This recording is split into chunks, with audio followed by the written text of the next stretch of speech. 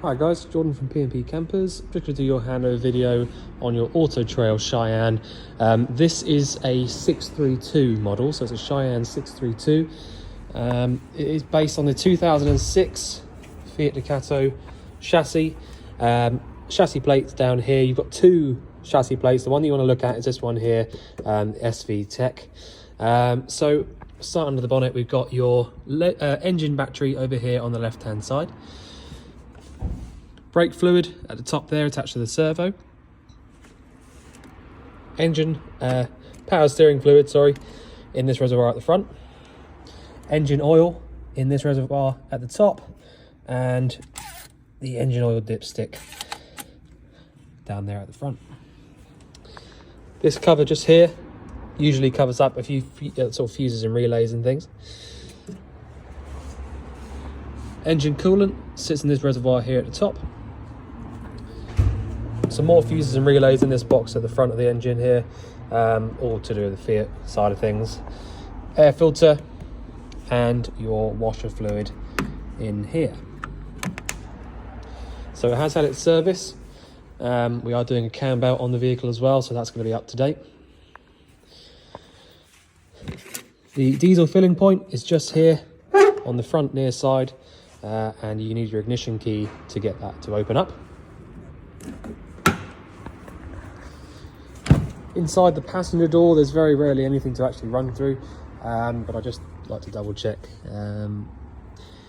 Both of these front seats do swivel round, so you've got a little handle here on this one and the red handle there on the driver's side to allow these seats to swivel all the way around. What else have we got in the cab? Not much. So you have got some fuses behind this cover, same on the other side. It's a little fuse cover, and you've got the pull-up blind here in the cab as well. So the first option we get to on this near side is this, which is the leisure battery compartment. You have got a little storage under here as well, obviously, if you want to use it as that. So you just put this cover back on, basically, and that allows you to use this whole space here as storage. Then got your original serial number sticker in there from AutoTrail, so you can see that it's a genuine vehicle, and that it's all been done to this exact spec. On the inside of this habitation door, you have got a blind and fly screen. So that's the blind, fly screen's from the top, and the window does come down as well. Fitted the D-bar here. So you need two hands to do that. Pull the little handle down and then pull the D-bar across. That acts as two different things really. So you've got that as an extra security bar and also a handle to get yourself in nice and easily as well. Step comes in and out really, really well using this little switch just here inside the door. Nothing wrong with that whatsoever. So this particular vehicle has got quite a lot of nice extras. So you've got the full-sized awning, which is on these AutoTrails. They have to fit them, well, they don't have to, but they do fit them into the body a little bit so they don't really protrude out so much, as you can see, as opposed to, you can see there on this vehicle where it sits out about sort of 5 inches or so. That doesn't do that on this one. You've also got the external gas point. So this is our Bullfinch external gas point, which, just before I forget, as we go inside, you have got an isolator for just here inside this cupboard. The other isolator next door to it is for the gas fire, which I'll show you when we get inside, but that is your Bullfinch external gas point just there. We've then got, towards the back, we've got the toilet cassette locker. This is a Thetford toilet cassette. So to use this, or to take it out even, we lift this up and pull the whole thing towards us. You can then take the entire thing out. All you need to know from there really is that you've got a draining point just here, so you unscrew this and that is how you drain the cassette out. And then you've got a little yellow button there at the back which you hold down whilst you're emptying it out. You've got a freshwater flush, so you haven't got to worry about any separate flush fluid reservoirs, and yeah, that's it really. All it really means is that you do have to make sure that you've got some fresh water in the tank if you want to use the flush. So at the very back, we've got the steadies just here, one on each side, and your freshwater drain off point is this one just here. So draining out the fresh water is the one at the very back. You've also got the 3-bike rack with all the corresponding parts. So you've got 3 handles at the top, 3 rungs at the bottom. So we've got a nice big locker here on the off side as well. So if I just bring that up. So absolutely stacks of storage down here. This is basically the storage underneath the bed. I'll just have a little look in there. So we've got a little yellow tab just there, which is the boiler drain off point. So the position that it's in at the moment, laying down flat, is in its closed position. And if you lifted it upright, it would drain the water out onto the floor.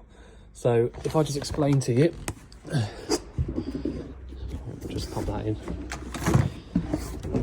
So the reason that you would want to drain the boiler out is if basically you wanted to winterize the vehicle or stop it from freezing up.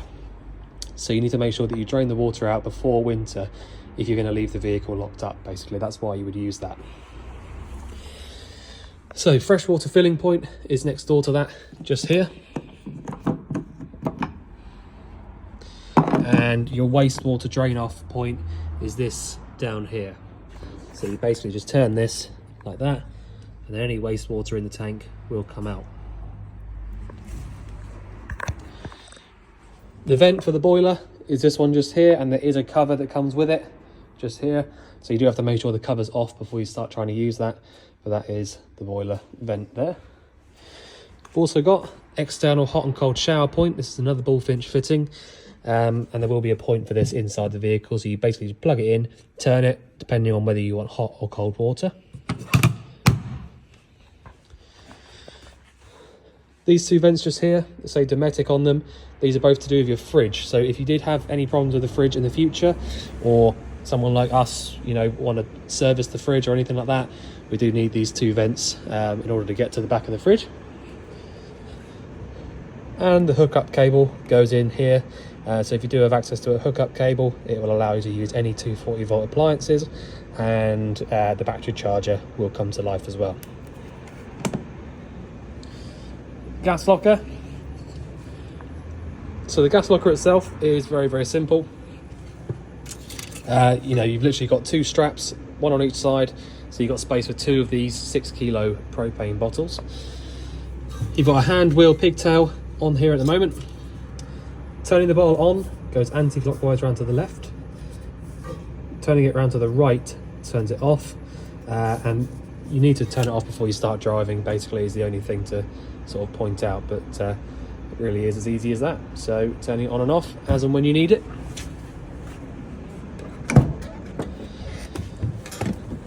So the cab itself, nice and straightforward. You've got the hazard warning lights just there in the middle of this. You've got front and rear fog lamps. All of your temperature controls and heater controls are there from the middle. You've got the 5-speed manual gearbox, so you lift up on the back just here, over and up to the top left-hand side. Lights and indicators are on the left-hand stalk, washers and wipers are on the right.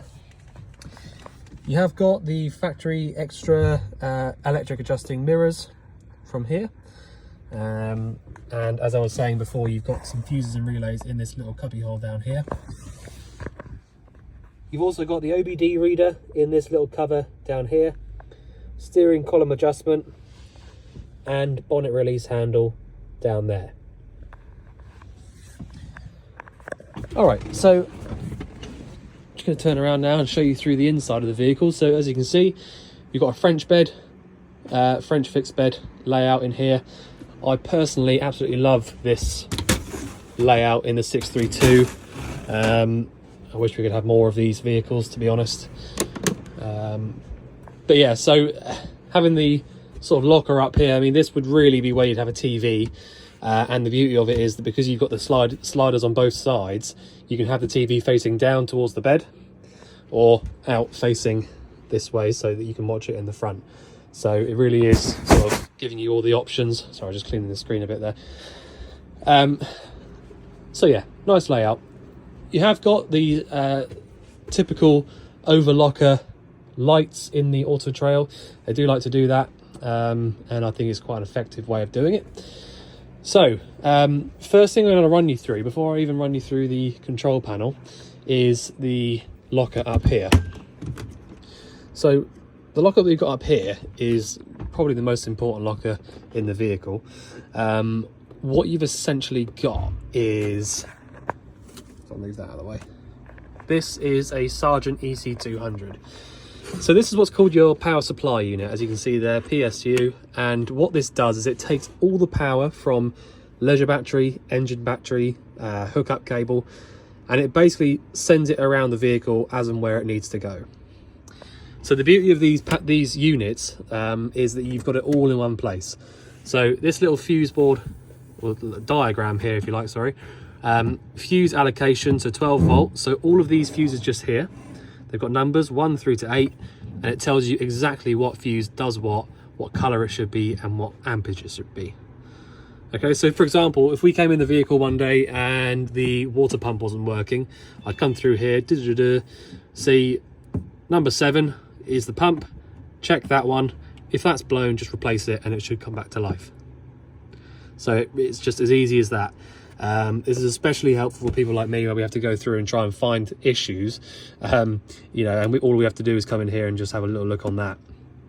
So it makes life a lot easier. You've also got another diagram underneath that telling you which of these 3 does what as well. So again, if we had a hookup cable problem, so if we were hooked up on the mains and something 240 volt, you know, related wasn't working, so say if some of the sockets weren't working, I'd have a little look in here. Sockets or socket outlets, the first one there, make sure that's in the upright position. So easy as that.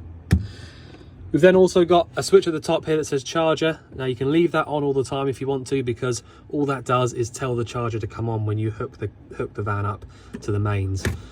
So really, when you're hooked up onto the mains, you want that on anyway. So that's what that's there for. The solar controller up the top there is showing you battery 1 is a little bit low at the moment. So yeah, it might just need a bit charging up, a bit of good driving. But yeah, that's the solar controller up there. You haven't got to do anything with that. Just leave it exactly as it is, basically. We've then got these extra bits here. All of these bits are generally to do with the factory fitted extra screen up here. Now, you don't have to use any of that at all if you don't want to, but it is all there. You know, I don't tend to run through that very much because it's not, you know, it's not really our forte, if you like, all the sort of TVs and things like that are all this factory fitted stuff. But it will all be directly linked up to the unit here at the front. But yeah, that's what that is there. The original entertainment system, these boxes are to do with that. The TV aerial booster is up there at the top. See there, got power going to it nicely like that. And the TV aerial itself is this tilt and turn one here. So you basically just loosen this nut off at the top, push it up, twist it around as and where you need to. So that was just a brief sort of walk around that, or run around that power supply unit up there. And that is in this cupboard just here behind the driver's seat. So as soon as you walk in the habitation door, to get things kind of going, if you like, get it all turning on, we've got our main power switch on the top left hand side, water pump just there, aux, and then the last one here is a little bit different in the sense that what it does is it essentially switches the battery that's being used. So at the moment, where that light isn't on, the top right hand light isn't on, at the moment everything we've got in the back end of the vehicle, so all of these lights are being powered by the leisure battery, which is exactly what we want. Okay, the leisure battery is there to be used for lights and things like that. If we press this button, what happens is it switches, that power supply unit switches the power being drawn from the leisure battery and changes it to the engine battery. So now currently all of these lights inside the vehicle are now being powered by the engine battery. Now the problem with that is, as you can probably imagine, is that after a little while of using the engine battery, it's going to go flat, you know, and you'll be in a situation where you flatten the engine battery out by using all the lights, and you won't be able to start the vehicle up. So it's really important that you don't use that button. The only reason you would need to have that switch turned on is if you were in the unlikely position where you had a hookup cable plugged into the van, but your engine battery was flat. So if you're plugged into the mains and you have this switch turned on, it should then start charging the engine battery as well, if that makes sense. So for the most part, leave that switch turned off, because you want the power to be being drawn from the Leisure, and you want the battery to be being charged. You want the hookup to be charging the Leisure. But if you want the hookup to be charging the engine and to be using the engine battery, you can turn that button on there. So if I just flick through back to the beginning. So we've then got this switch on the top right hand side, which will then take us through various things. So timers, alarm, clock, water tank for you, I'm not worried about that. Pump select, internal, leave that one on that one. Wastewater level, freshwater level, vehicle battery voltage, and leisure battery voltage. And that's back to the beginning. So you can just basically flick through and find out all of your levels and things like that via that one there. Next door to that, we have got the Ultra Store, which is your boiler on gas. So if you wanted to light the boiler up on the gas, turn it once to the right and the boiler will light up, and that's all you have to do. You then have to set your temperature 30 all the way through to 70. Choose that as you want to. So that's how you use the boiler on gas. A couple of light switches just here, and then this one on the right hand side that says Ultra Heat. So Ultra Heat is this space heater. All right, it's just the name of the space heater. So the dial up here above the door that says Ultra Heat is how you use that heater on electric. So if we were plugged in on the mains, we could select 500, 1000 or 2000 watts, and that would basically start, you know, heating up an element inside this heater. So I do say this on all the videos when they've got this, my recommendation to you would be not to use it on 2000. Reason being, if you were plugged into a 10 amp pole at a campsite, you've got 10 amps to play with inside the vehicle. When you use these heaters on 2000, you're immediately drawing about 8 amps. So you'll be nearly at your absolute maximum just by using this. So for example, if you chose 2000, you'd be drawing 8 of your 10 amps. The moment you come over to here and try using this electric ring, for example, turn that on, it'll be way over, because that's going to draw like 4 or 5 amps normally. So just little things like that to think about. I would recommend using it on 500 or 1000 if you are going to use it on the mains, sorry. You don't have to use it on the mains, you can just use it on gas, which I'll show you how to do in a minute, but that's how you use it on the mains up there. So Ultra Store on the left, this one here is how you use the boiler on the gas. Ultra Heat on the right, this is how you use the heating on the electric. If you do want to use the heating on electric as well, though, I will just say you have got this little switch inside the wardrobe that says Ultra Heat on it, and that needs to be turned on like it is now in order to use that switch above the door. Okay, just pop that cover back on. So the wardrobe itself, absolutely loads of storage in there. Really hang your clothes up there. The cover in the corner is essential, because that little flue that you can see there is the flue for this heater, so that gets seriously hot, so please don't take this off, and be careful around a bit that you can get to. So the heater is probably the next thing to show you. So as I said, this is a Trumatic Ultra Heat, or a Truma Ultra Heat. So these are very, very reliable usually. Don't tend to get any issues with them.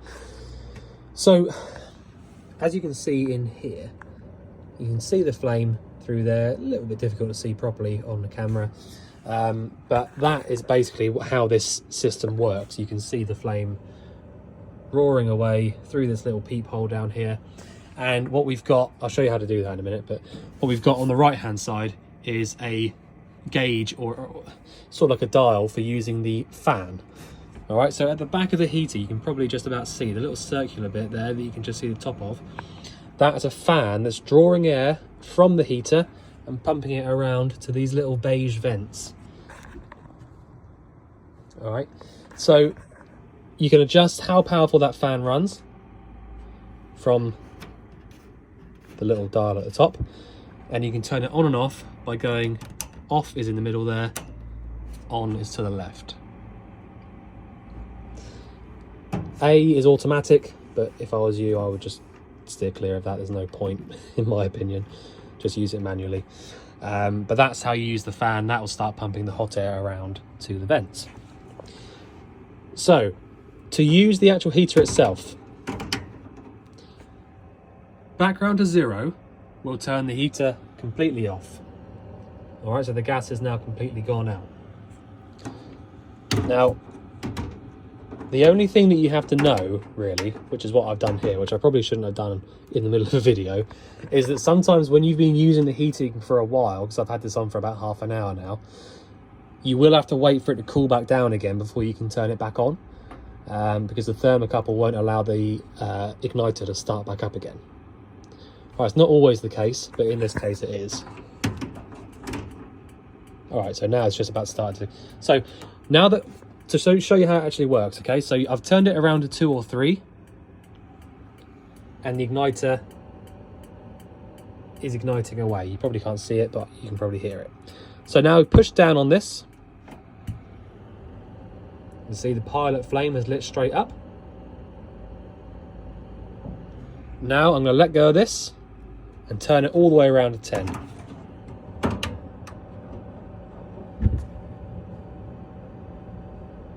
So there you go, main flame kicked straight in, and that's it. That's how you use it. Same goes for when you're starting it up from cold.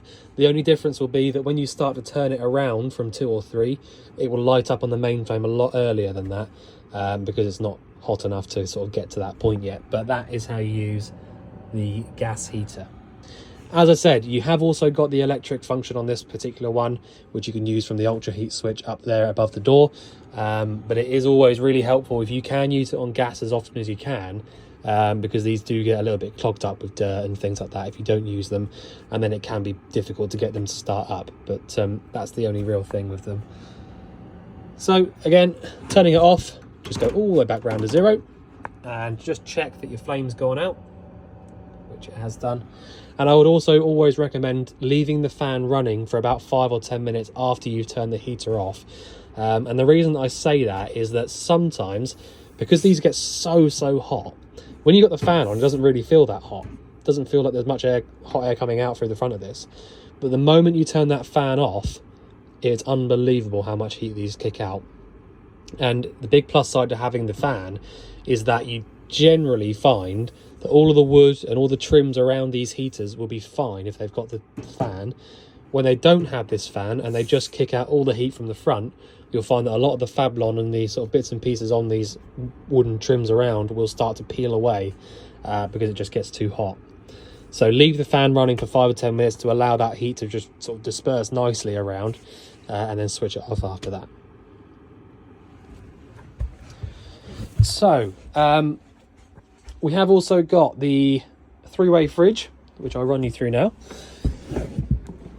So the fridge itself is made by Dometic, as you can see there, and works on either gas, 240 volt or 12 volt. So before I get into those, like how they actually all work, I have to explain that, and this is the same for all these fridges, gas and 240 volt, or it says 230, but it's the same thing. Gas and 240 volt are the only two that will get the fridge cold. 12 volt, the one at the bottom, is for when your engine's running, and all it does is retain the temperature that you've already put into it. So if you start the engine up, you know, if you don't pre-cool this fridge, you start the engine up, put it down on 12 volt and drive for 20 minutes, this fridge will feel absolutely no different because it won't have done anything, basically. So you need to make sure that you pre-cool it on gas or 240 volt before you leave. So if you don't have access to a hookup cable, then the only way to use it is the gas. And to do that, all you have to do is this. And that's it. You've got a temperature gauge on the right here. But yeah, it's just basically adjust it as and where you need to. All right. So that's the gas. Doesn't get much easier than that. Just make sure you've got your gas turned on and then go for it, basically. If you've got the mains cable plugged in, you can select 240 volt, and that'll just basically start up the mains element in the back and cool it down like that. And if your engine's running, you can use 12 volt. So the idea is that you pre-cool it before you leave, switch it over to 12 volt whilst you drive, and then switch back to whichever one of these you can use when you get to where you're going. And you know, if you do that, you shouldn't have any problems with it staying cold. And yeah, easy as that. Got a really nice slide out drawer here. Actually loads of storage in that, to be fair. Very clever. Next door to this, we've got your hob, grill and oven. So this is all one unit made by Spinflow. As I said earlier on, you have also got the mains powered hot ring at the back there as well. So if you did have the mains cable plugged in, you can choose this 1 all the way through to 6. And just off the top of my head, I do think they tend to draw up to about 5 or 6 amps at any one time. So that gives you the option there. If you only got gas, you can use these. If you've only got mains, you can use that. So, you know, if you really get stuck, you can get by, basically. So the hobs at the top, I don't tend to really show them, but you know, it's literally just press on the igniter whilst pressing the button in. Leave it on for a few seconds before you let go of it, let it warm up, and then that's it. The grill, just as easy. This one just here. Just make sure both sides of that light up. You can cheat sometimes and look in this little reflection so that you can see it a bit easier. But that is the grill, working really nicely. And the oven,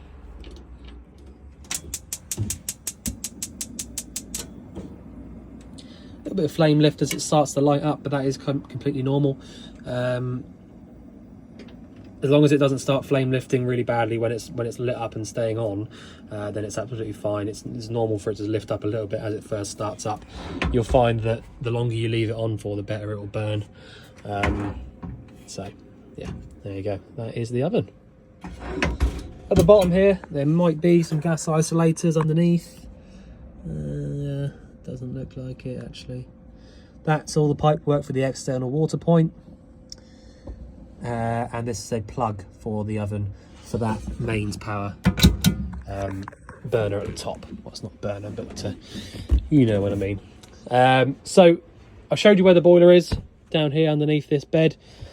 I'll just check there's nothing else.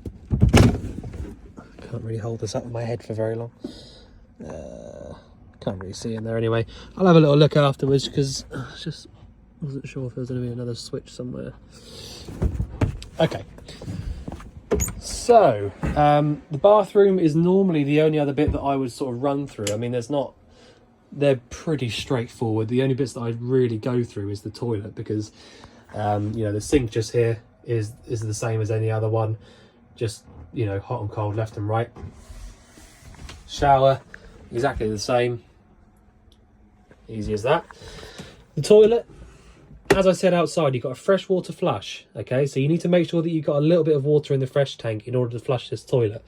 So the blue button here is the flush fluid to be pumped around. And then you've got a little grey handle at the back just here. Pull that towards you and that drains out whatever's inside the bowl there into the cassette. And now it's empty again. So that's how you use the toilet. The rest of the bathroom is really straightforward. The layout in here is absolutely brilliant. Having a separate shower at the back, you know, really desirable layout there. So just turn that off. The last thing I need to run you through that I've just realised I didn't actually talk about. So in every motorhome that's got water heating, really important thing to point out. So what you've got is the way that the water system works, all right, is that you've got a hot and cold tap, you know, one there, two in the bathroom, and the external hot and cold water point as well. And the way that that works is basically you've got the water pump, which is down by the boiler, and you've got the water pump switch up there on the control panel. So that part of it, straightforward. And for the cold water side of the system, so if I use the cold water quickly, for this side of the system, it really is as easy as that. The water pump draws water from the tank, sends it to the pump, to the tap. Difference is, with the hot side, is that the water has to go through the boiler first before it can come to any of the taps. All right, so if the boiler isn't quite full of water yet, you will find that when you use the tap on the hot side, you'll get air and it'll cough and splatter a little bit. And the reason I'm telling you that is so that you don't run into the issue of turning the boiler on when there's no water in it. So to make sure that the boiler is 100% full, you have to make sure that you've got water coming through and at good pressure on the hot side of the tap. If you don't get any water coming through at all on the hot side of the tap, it just means that the boiler isn't full at all and it's got a lot of water to fill up. And then once it's full of water, it will then start coming through the tap. So it prioritizes the boiler before any of the taps, and that's how you make sure the boiler's full. If you have forgotten to put that boiler drain down flat again, that will obviously just happen forever and ever and ever until you run out of water, because it will all just come straight out of that drain point.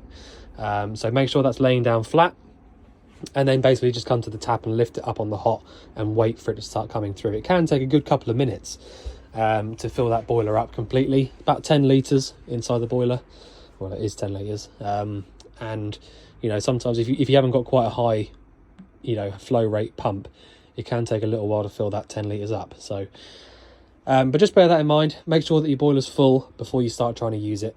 But yeah, other than that, I think that's about it. Showing you the bathroom, cooker, sink, fridge, heater, and boiler. Wardrobe, nothing else to show us, I don't think. No. Okay, so if there is anything you think I've missed out, or anything you want going over again at all, just let us know. But otherwise, we look forward to seeing you soon. Thanks very much.